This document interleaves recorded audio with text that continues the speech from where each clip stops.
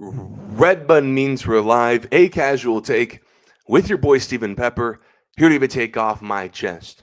So yesterday, the New York Knicks fired head coach Tom Thibodeau just days after the Knicks lost their first Eastern Conference Finals appearance of my lifetime.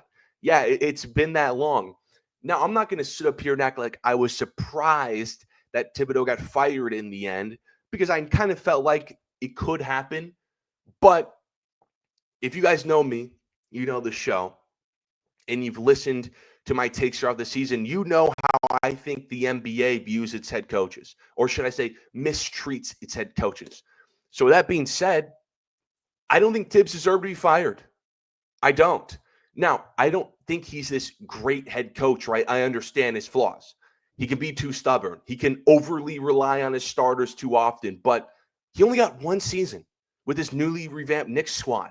And in that one season, he won 50 games. He took down the defending champs in the playoffs and was just 2 games away from the NBA Finals. And he got fired. Like, does he not get any credit for that? Or do we only give that credit to the players? But when he loses to Indiana, he gets the majority of the blame. Hence why he gets fired. Now, listen, the Knicks were the favorite in that series against the Pacers, and they lost. And in part because Tom Thibodeau got outcoached by Rick Carlisle. But at the end of the day, Tibbs made the adjustments people asked for. He changed the starting lineup. He leaned more into that bench. But they still lost because their defense, boom, that's your series. The Knicks could not match up with Indiana's speed. But that's a roster issue, not a Thibodeau issue. That's a Karl Anthony Towns foot speed issue. That's a Lil Jalen Brunson issue, not a Thibodeau issue. Like, think about this. If Tom Thibodeau, of all people, one of the best defensive minds of my lifetime, couldn't inspire this team to get back on defense, then who the hell will? People on Twitter, I've been spending all day, listening to Knicks fans about possible head coaching hirings, and people are throwing out like Michael Malone. Michael Malone, huh? Think about this for a second, guys. I respect Michael Malone as head coach. I defended him after he got fired by the Nuggets, but what's the difference between Tom Thibodeau and Michael Malone? Steven, he has a championship. Guys, he won it with Nikola Jokic, one of the greatest players of all time. I think Tibbs might win that championship too.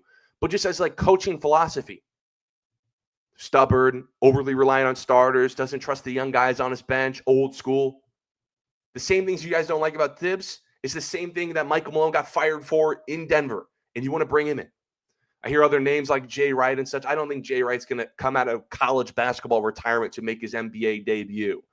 I think realistically, the Knicks are going to go for some assistant, some creative mind, preferably on offense, to get a more cohesive unit that some people are suggesting the Knicks needed to get past Indiana. But I don't know about you guys. I thought the Knicks offense was fine, like under Tom Thibodeau. You could say what you want about Jalen Brunson dribbling the air out the basketball. You could say what you want about the over-reliance on the starters. They don't pass enough. But the Knicks were still a top-5 offense this season. The Knicks could score with Indiana. They had 225 per game scores in the season. Their duo, Towns and Brunson, scored 20 points each in the first 5 games of the conference finals. Scoring wasn't the problem. It was their defense. But when you have a guy like Karl Anthony Towns on the roster and you try to maximize him offensively at that center position, he is a total defensive liability, maybe the worst defensive center in the league, and that's a problem. But that's a roster problem, not a Tibbs problem.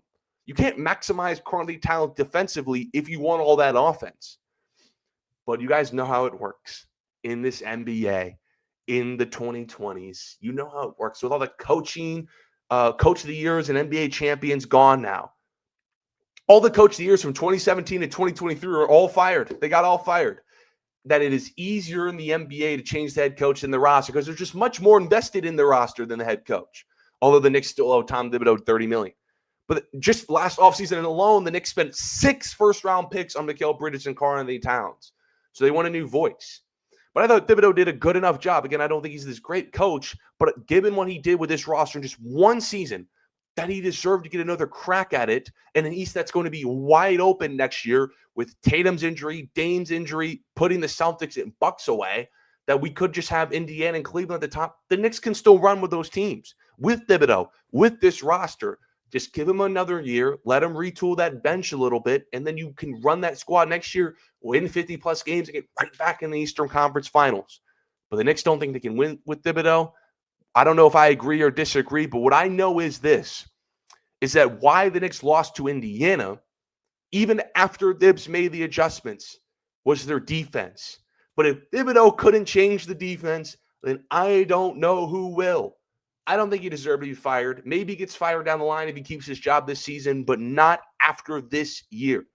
Let me know what you guys think about the Thibodeau situation. I appreciate everyone for tuning in this episode of A Casual Take. Follow my social media, stay updated on all things related to the show. Until next time, see you.